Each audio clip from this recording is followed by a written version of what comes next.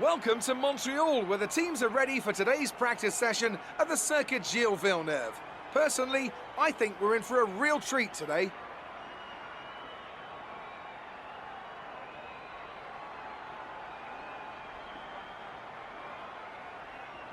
In 1999, the outside track wall, situated on the last corner of the lap, ended the race of three Formula One world champions, Damon Hill, Michael Schumacher and Jacques Villeneuve.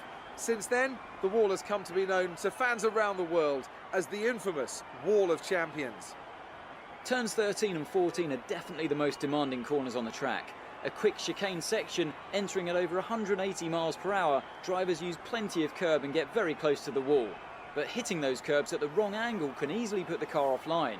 You'll see a lot of drivers bail out of committing into turn 13 using the escape road to avoid contact with the wall.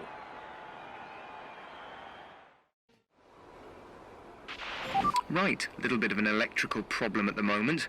We're working on it now, so don't worry. We're going to get you out there as soon as possible. What's up, chappos? Welcome to episode number 8 here at the Canadian Grand Prix for my F1 2019 career mode. As you can see, practice starting off not ideally. Yeah, it's not what you want at the start of the weekend to see a fault, but anyway, we run through all of the practice programs. We got through all of them fairly nicely. Qualifying pace, as you can see, I was pushing extremely hard and I completely overstepped the boundaries and absolutely buried the Renault in the Wall of Champions. So yeah, that was pretty ordinary, but it was pretty funny as well, kind of. So yeah, you know, not a great start, but it's only practice, no points for Friday. But either way, this is going to be the first episode, as I alluded to, in the Monaco Grand Prix, which I uploaded yesterday. So if you guys haven't done so already, please go check that out. A unbelievable race there, to be brutally honest. But yeah, here for the Canadian Grand Prix. This will be the first episode since after 1.5 patch came out. So it'd be interesting to see the car performance difference. But without further ado, let's get in to qualifying for the Canadian Grand Prix. Hello and welcome from the Circuit Gilles Villeneuve, home to the Canadian Grand Prix for today's qualifying session.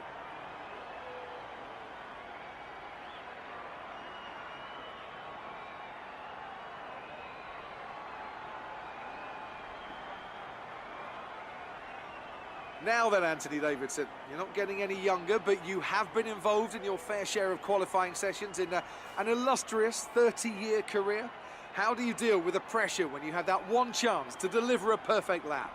It's not so much about dealing with the pressure, it's more about how you approach the risk and just how much of it are you willing to take. You're constantly balancing the car on the edge of grip from braking, cornering and traction, and over the course of a lap, it's easy to get that balance wrong, and that's why achieving the perfect lap is almost impossible.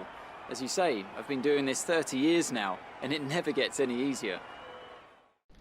Alright, welcome guys to qualifying for the Canadian Grand Prix. Fairly overcast conditions, so not an ideal Saturday. I can tell you it is dry for quali and the race, so we won't have to worry about rain thankfully. But up to the line at the end of our first run, felt like a decent lap, but as we cut to the end of the session, we're down in 19th in between the two Williams. We are still running 110 AI, so the maximum difficulty.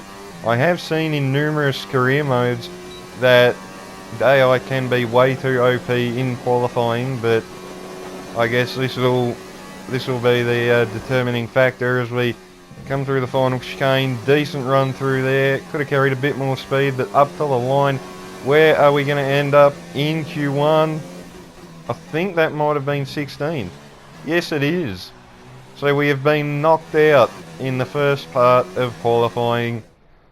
I suppose at least we didn't get beaten by the Williams, so I guess that's something. But Ricciardo all the way up there in P5, and I just don't know where that pace is. I mean, it's unreal. I honestly felt like I put in a really, really good lap. So we'll bring up the race director now, have a look at Ricciardo. And I don't know how they go that fast, honestly. We just lose so much time in the second sector, so pretty disappointing, but hopefully we can bounce back in the race. Good day today. Let's have your take on it. Your qualifying pace didn't put you at the front of the grid. Will this be a problem tomorrow? I don't get how that counts as a good day, but anyway. No, I don't think it'll be a problem. We got a fairly solid race car. You left some bodywork out there on the track. Were you struggling for grip? No, just going full send, trying to squeeze every last millimetre out of the car and out of the racetrack. Appreciate your time. Alright, thank you very much, Claire. I don't know if she watched qualifying or not, because that certainly was not what I'd call a good day at the office, but as always, there's no points for Saturday. Sunday's where it matters, so hopefully we can bounce back. Be interesting to see what the strategy options are as well. As you can see, we actually lost a bit of reputation from the team as well, if you notice that, so that's a bit weird, but anyway, without further ado, let's go to the Canadian Grand Prix. Tough luck there. It's not quite where we'd want to be on the grid, but chin up, it's not the end of the world. We're back once again beside the St. Lawrence River here in Montreal for the Canadian Grand Prix. The event first moved to a variant of this track back in 1978. It was won by none other than Gilles Villeneuve, the first Canadian to ever win his home race, and in whose honour the circuit would be renamed. If you want flat-out racing, you've come to the right place this weekend, as it's full throttle for 59% of this 2.7-mile circuit, peaking at around 210 miles per hour going into the final chicane. But that speed requires discipline, and there are more than a few close walls here just waiting to punish drivers with a heavy right foot. With me today, of course, is Anthony Davidson. Let's talk about Lee. They're starting towards the back of the field today in a car that is fast, so they'll be disappointed, won't they? Yeah, it can be very disheartening when you have a bad qualifying session, and even more so when you get to the grid for the race and you can't even see the start line because of all the cars ahead of you. It's just as well that Lucas has a reputation for hard work and determination, as he's going to need both today. Off the back of a fantastic qualifying session, it's time to see how our starting grid looks for today's race. Sebastian Vettel has a clear track ahead of him today. He starts in pole position, and Devon Butler lines up alongside. Looking down the rest of the grid, we have Hamilton, Verstappen, Charles Leclerc and Ricciardo, Perez, Norris, Raikkonen and Lucas Faber, Sainz, Bottas, Antonio Giovinazzi and Stroll, Kvyat, Lee, Romain Grosjean and Alexander Albon. Russell and Robert Kubica takes the last spot on the grid. Now it's almost time to lights out, so let's go down to the track. We're not starting where we wanted. We'll need to fight our way up the grid today. And we shall try and do just that, boss. Welcome, guys, to the grid of the Canadian Grand Prix here at the circuit, Gilles Villeneuve. Confidence levels were certainly not very high coming into this race, especially considering where we qualified. I do know the AI are a bit too OP in practice and qualifying from what I've heard, so maybe that could be patched in a future update, who knows. But as always, I want to remind you guys, if you enjoy it, remember, leave a like, subscribe, so you can stay tuned for plenty more career mode. AOR should be starting back up soon as well, so I'll let you guys know a couple of days in advance before I release the Australian Grand Prix. As always, check out the live stream on the Apex Online Racing official YouTube channel, and yeah, we'll see if we can bring home the title again in Season 5, but we won't worry about talking about Season 5 yet, because here in career mode we're not even halfway through Season 1, but reforming on the grid now from P16. A little bit unusual to be this far back, if I'm honest, but anyway, awaiting 5 red lights for the Canadian Grand Prix, and away we go. Pretty average start, it must be said. Kvyat gets a blinder but has nowhere to go. Grosjean our air inside. Kvyat with a lock up on the right front. Thankfully doesn't run into the local boy Lance Stroll right in front of him. We got Alex Albon on our left, but we just managed to outdrive the Toro Rosso, and that's P17. So we've dropped one spot so far, side by side between Grosjean and Kvyat. Can we get the Russian back? Oh, he taps the wall a little bit, I think. Lunge up the inside of Grosjean. Losing my voice already here at the start of this race. round the outside, and there we go. That's up to P15. So 1 spot gained, and there 1 spot lost, to beg your pardon, and then 2 gained back. So a bit of a mess start, but on the move again. Lance Stroll, Antonio Giovinazzi, Romain Grosjean, Danny Kvyat. We're all scrapping. I think this is for 13th place, nearly running the back of the McLaren there as we come into the hairpin, but we drive clean around the outside of the racing point, and there we go. That's up to what I believe is P13. P12 now, as I think we've overtaken Carlos Sainz in the McLaren. Onto the back of Kimi Raikkonen now at the end of lap 4. DRS open overtake mode, rich fuel mixture, and there we go. We should clear the Alpha no problem, and we do. That's up into P11. Next in line is Valtteri Bottas. I do not expect to be overtaking a Mercedes this afternoon. As we cut on to lap 6 now, Romain Grosjean has retired from the race, so I don't know what's going on with the Haas. We'll jump on board now, and looks like, yep, an engine failure. That Ferrari power unit has had enough smoke billowing out of the back of the Haas, and he pulls off to the side of the racetrack. That is Grosjean's day done. Cutting back on to our POV now on the lap 7. Raikkonen going for a big old yeet up the inside into the hairpin. We'll try and hang it around the outside. We get good drive traction, and there we go. But because of the yellow flags, apparently that is an illegal overtake, despite the fact that Kimi technically overtook us under yellow flags. But he gets away with it, and we get an illegal overtake. So yeah, I find that a bit weird. That's a warning for exceeding track limits. I was kind of pissed at this point, so I didn't really pay much attention. But anyway, on to lap 10 now. I believe we're going to come in. Yes, we are. Hard on the brakes, don't speed. I believe we're coming in for a set of medium tyres. We're going to do 2 medium stints to the end. Hopefully a quick stop from the Renault boys. Pretty decent, 2.3, can't complain about that. We just ghosted, I think, there through Lance Stroll. Thankfully we didn't actually, come together, because that would have basically ended both their races, and that's exactly what we didn't need. But we come out of the pits. That is Sergio Perez just up the road. Stroll still behind us in the racing point, but we're going to cut on a little bit later, jump on board with Perez, and what the hell is going on here? The Toro Rosso, I think, was trying to come into the pits. He was on the wrong side of Ricciardo, so he slowed up. Ricciardo slowed up, and Perez, whether he just didn't realise it or whether he was looking in the mirrors, but he's just completely rear-ended Ricciardo, and now he's got front wing damage. So we're going to have to get by the racing point as soon as possible. You can see how slow he is through these corners. This is just painful. This is worse than a Williams right now. We get a decent run, and there we go. Throw it up the inside. That is Perez dealt with. We shouldn't have to worry about him for quite a while. If not, that's the end. We won't see him again, hopefully. Cutting on to lap 12, we got Antonio Giovinazzi just ahead of us. Ricciardo's still there as well. Decent drive traction again. We seem to have pretty good traction out of slow speed corners, especially the hairpin. And there we go. That is up to what now, P11.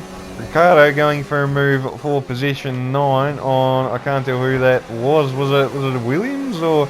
Yeah, I think that was, no, that was Lucas Weber in the Haas. Why did I think that was a Williams? I don't know. Personal best lap of the race, but there we go. Past our old F2 teammate, past our current F1 teammate, and there we go. That's up into P9. Cutting on a little bit later, all the way to lap 20 now. We're battling Lando Norris for P7. Ricciardo and Lucas Weber still right behind us, so we haven't really been able to pull away from these guys. We've just dragged them along a little bit. Right up beyond Norris. Oh my goodness, that's way too close for simulation damage. You don't want to be getting that close, whether it be just casual career mode or online or anything. You just don't want to get that close. Lewis Hamilton, fastest lap of the race, 1:10.4. We're nowhere near that, obviously. As we come to the end of lap 22, Lando Norris peels in. Ricciardo and I think Weber stayed out with us as well. I'm not 100% sure. I was scheduled to come in on lap 22, I think, actually, but I've extended it 3 more laps to lap 25 because I was thinking I can go to the end on softs now, I think. So we're going to come into the pits, and that is indeed the case. Soft compound tyre. Wow, that coming up perfect, didn't it? Soft compound tyres going on. There we go. Finally got the sentence out. 2.7 second stop from the guys. Pretty decent. And we should hopefully emerge ahead of Weber and Ricciardo. They're coming into the first turn now, and we do. So that is P8. Lando Norris still up the road a little bit. I did get a message a couple of corners after I came out of the pit saying Ricciardo had a problem, so I jumped back through the replay cameras. He has no front wing damage, so I don't know what the problem is, whether it could just be a loss of power. But anyway, cutting on to 2-3 laps to go, fighting Lando Norris for P7. On the front straight, DRS open, overtake mode on the ERS, rich fuel mixture. And we do maybe get the move done, yes we do. So 2 laps to go now, we're up into P7, Verstappen ahead of us. Unless one of the top 6 has an issue, we're not going to gain any more spots. But we can't worry about that, because here comes Norris, back up, our inside on the back straight with DRS open. That McLaren is pretty slippery in a straight line. I was going to say McLaren Honda there, but no, that's wrong, it's McLaren Renault. I still need to get used to that. But anyway, round the outside of Lando Norris, at the end of the back straight, he's still there. We just kind of chop his nose off a little bit. That was really risky stuff. If Lando had have kept his nose in there, that could have been both of us in the wall of champions and out, but thankfully he didn't go for it. But he got us again on the back straight, and he gets DRS as well, somehow. We come into the final chicane, going to try and set him up for a good run. As we come up to the line, it's not enough. P8, still pretty good. Okay, pick up rubber and bring it home.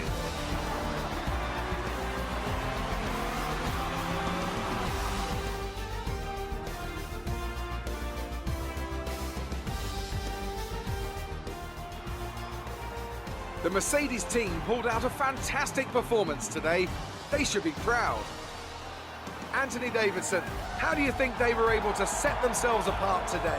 I think a large part of the result comes down to temperament. They were able to keep their heads when everyone around them was losing theirs, and that's allowed them to get the best out of the car, to maximise the strategy, and to stay out of trouble.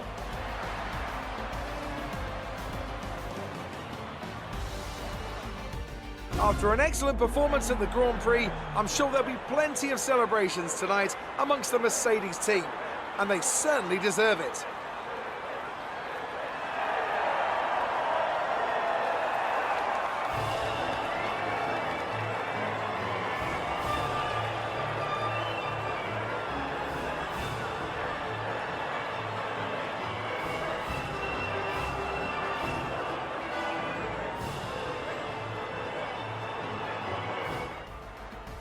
Alright, so there you go guys. Lewis Hamilton wins the Canadian Grand Prix from Sebastian Vettel, Devon Butler in P3 from Charles Leclerc, Valtteri Bottas, Max Verstappen, Lando Norris, ourselves, Lance Stroll and Daniel Ricciardo taking the final points paying position. In terms of the drivers, we've dropped down to P3. I was expecting that, to be honest. Constructors, we're still best of the rest, so still looking pretty good, so let's go and talk to Claire. Good day today. Let's have your take on it. You were cutting your way through the field during the race. Yeah, we were. The car felt pretty good, so all in all, can't complain. 16th to 8th, we halved our grid position, so pretty good. Do you think you were lucky not to end your race with that crash? I don't know what race you were watching, because, yeah, we never did, but, yeah, I don't know what to say. Well, thanks anyway. Well, if you want an answer next time, Claire, don't ask something absolutely so ridiculous. But anyway, there we go, guys. That has been the Canadian Grand Prix, round number 7 of Season 1, leading the rivalry against both our teammate and Lucas Weber, so that's pretty good. We'll get a decent haul of resource points as well to, to spend on some upgrades. We got 777 in total, so that's pretty decent. Reputation's gone back up, so that's always good. So another good weekend. So we'll go and have a look at some upgrades. I was expecting Emma or someone to come and talk here, but yeah, no one said anything, so that was a bit odd. A couple of interview transcripts again. I don't really pay a lot of attention to these. One for Devon Butler, one for Lucas Favour again. This is like the third one of the season now, second or third, one or the other. But anyway, who really gives a crap what he has to say? He's the guy you love to hate, from what I've been reading and from what I've been watching. It's what quite a few people have said. But anyway, let's go and have a look at the R&D. We've got a major rear downforce upgrade on the way as well. Weight reduction upgrade, as well as a tyre wear upgrade. Those should be coming for the next race, the French Grand Prix hopefully. We're going to purchase a durability upgrade for the gearbox, because I'd like the gearbox to last a bit longer. But anyway, there we go. Thank you guys for tuning in as always. Hope you enjoy. Remember, leave a like, subscribe, all that good stuff. And until the next episode, I'll see you guys next time.